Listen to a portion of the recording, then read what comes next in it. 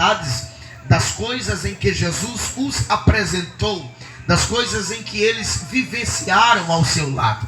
Mas eu chamo a sua atenção para as derradeiras horas em que Jesus estava sobre a terra, prestes a ser assunto aos céus, prestes a chegar à sua magnitude de glória nos céus. Jesus, ele visita os seus discípulos, que por sinal estão abalados, estão vivenciando dias difíceis pelas percas que eles vivenciaram durante os 3 dias da ausência de Jesus. Para que você possa entender este momento de caos, este momento caótico na vida do discipulado, é preciso você entender a incompreensão dos discípulos, quando Jesus expressava a sua vontade, o seu desejo, a sua boa obra de obedecer à vontade do seu Pai. A vontade do Pai para Jesus era algo que trazia incompreensão ao seu discipulado. Porque nós analisamos a vontade do Pai. Esta vontade é descrita pelo profeta Isaías, que a vontade do seu Pai era moê-lo. E moer no original traz uma aproximação de tortura. O desejo do Pai era torturá-lo na cruz, no Calvário, no Gólgota, e fazer com que ele padecesse dores e chegasse até a morte. Quando Jesus falava da sua época, ele vence as tentações, ele vence as dificuldades, e os discípulos estão vivenciando estes dias com ele.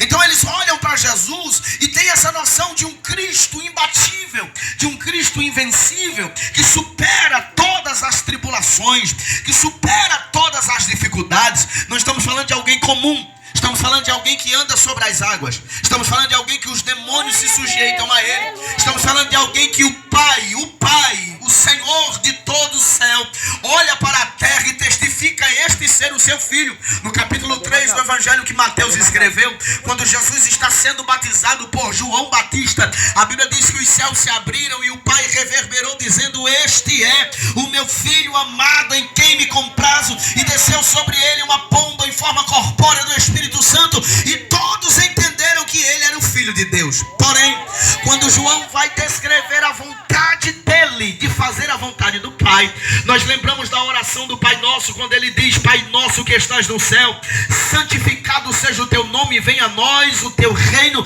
seja feita a tua vontade. E se tem uma coisa que me chama a atenção na vida de Jesus, que chama a atenção no ministério de Jesus, é a sua obediência à vontade do seu Pai.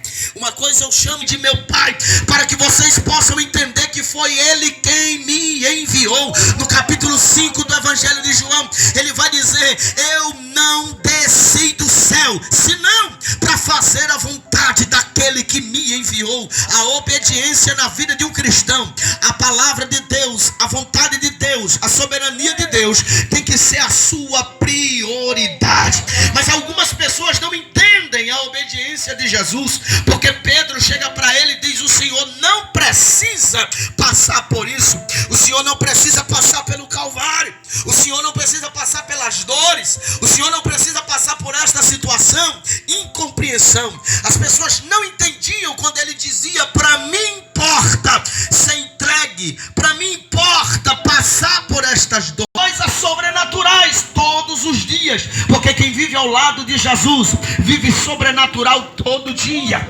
vive experiências novas todo dia. Eles estão vivenciando isso. Porém, chega uma quinta-feira comum, uma quinta-feira normal, Jesus está vivendo o ápice da sua rejeição, Jesus está vivendo o ápice da sua perseguição. No capítulo 11 do Evangelho que João escreveu, Jesus ele ressuscita Lázaro, e depois de Jesus ressuscitar a Lázaro, acendeu no coração dos judeus matá-lo, levá-lo até a morte. E Jesus sabia que este dia chegaria. Porém, os discípulos não entendiam esta situação. E chegou uma quinta-feira que Jesus olhou para os seus discípulos e disse: é chegada a minha hora. Jesus está dizendo: chegou o momento que eu vim alertando a vocês, chegou o dia que eu vinha falando para vocês. Jesus olha para eles e assim: eu estou precisando orar.